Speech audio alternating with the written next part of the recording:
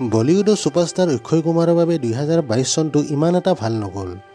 4খন film চিনেমাঘৰত আৰু এখন film OTT প্লেটফৰ্মত ৰিলিজ পালে যদিও কোনো এখন ছবিয়ে দৰ্শকক আকৰ্ষণ কৰিব নোৱাৰিলে। আহক এই ভিডিঅ'টোত 2016 পৰা 2022লৈ অক্ষয় কুমাৰৰ ছবিসমূহৰ বক্স অফিচ ৰিপৰ্ট চাওঁ। 2016ত অক্ষয়ৰ 3খন ফিল্ম ৰিলিজ হৈছিল, এয়াৰলিফ্ট, হাউচফুল 3 আৰু ৰুস্তম। এয়াৰলিফ্টখনে ভাৰতীয় বক্স অফিচত 128 কোটিৰ নেট কালেকশ্যন কৰিছিল আৰু ৱৰ্ল্ড ৱাইড 231 কোটি 60 লাখৰ গ্ৰছ কালেকশ্যন কৰিছিল। ইয়াৰ পিছত হাউচফুল 3খনে 109 কোটি 14 লাখৰ নেট কালেকশ্যন ভাৰতত আৰু ৱৰ্ল্ড ৱাইড 194 কোটিৰ অধিক গ্ৰছ কালেকশ্যন কৰিছিল। নিজৰ কেৰিয়াৰত প্ৰথমবাৰ নেশ্যনেল এৱাৰ্ড অক্ষয় কুমাৰে ৰুস্তম ফিল্মখনৰ কাৰণে লাভ কৰিছিল। ভাৰতত এই ফিল্মখনৰ নেট কালেকশ্যন 127 কোটি 49 লাখ হৈছিল। ইয়াৰ পিছত 2017ত জলি LLB 2 আৰু টয়লেট এক প্ৰেম কথাত অক্ষয় কুমাৰে অভিনয় কৰিছিল। জলি LLB 2খনে ভাৰতত 117 কোটিৰ নেট কালেকশ্যন আৰু ৱৰ্ল্ড ৱাইড 197 কোটি 34 লাখ টকাৰ উপাৰ্জন কৰিছিল। আনহাতে টয়লেট এক প্ৰেম কথাই ভাৰতত 134 কোটি 22 লাখৰ নেট কালেকশ্যন আৰু 308 কোটিৰো অধিক ৱৰ্ল্ড ৱাইড কালেকশ্যন কৰিছিল। এইবাৰ আহোঁ 2018 চনলৈ। 2018ত অক্ষয়ৰ পেডমেন আৰু গোল্ড নামৰ দুখন ফিল্ম ওলাইছিল।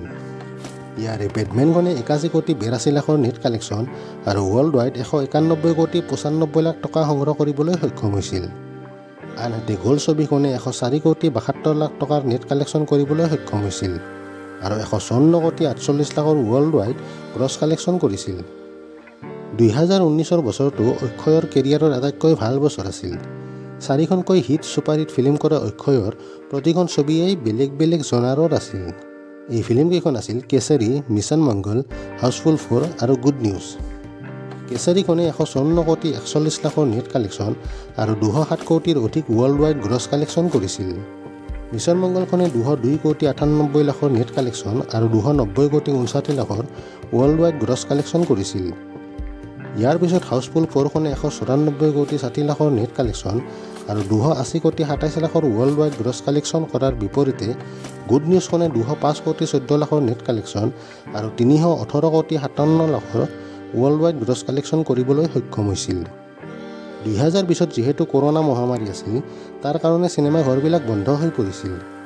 এইটো বছৰত OTT প্লেটফৰ্মত অক্ষয় কুমাৰৰ লক্ষ্মী ফিল্মখন আহিছিল যদিও ছুপাৰ ফ্লপ হয়। 2021ত ৰোহিত ছেট্টীৰ ডাইৰেকশ্যনত সূৰ্যবংশী ফিল্মখনত অক্ষয় কুমাৰে কাম কৰে।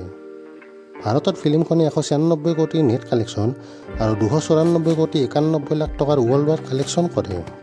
এতিয়া 2022ত বচ্চন পাণ্ডে, সম্ৰাট পৃথ্বীৰাজ, ৰক্ষা বন্ধন আৰু ৰাম সেতু বক্স অফিচত বেয়াকৈ মুখ দেখা খাইছে। বচ্চন পাণ্ডে বক্স অফিচত 49 কোটি 98 লাখ, সম্ৰাট পৃথ্বীৰাজে 68 কোটি, ৰক্ষা বন্ধনে 61 কোটি 61 লাখ আৰু ৰাম সেতুখনে এতিয়ালৈ 69 কোটি 87 লাখৰ বিজনেছ কৰিবলৈ সক্ষম হৈছে।